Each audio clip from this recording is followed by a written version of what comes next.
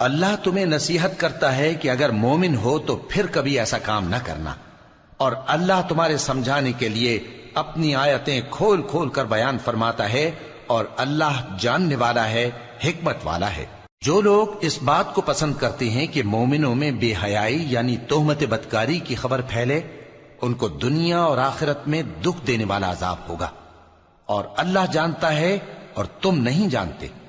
और अगर तुम पर अल्लाह का फजल और उसकी रहमत ना होती तो क्या कुछ ना होता, मगर वो करीम है, और ये कि अल्लाह निहायत मेहरबान है, रहीम है। मोमिनो, शैतान के कदमों पर न चलना, और जो शख्स शैतान के कदमों पर चलेगा तो शैतान तो बेहयाई की बातें और बुरे काम ही बताएगा।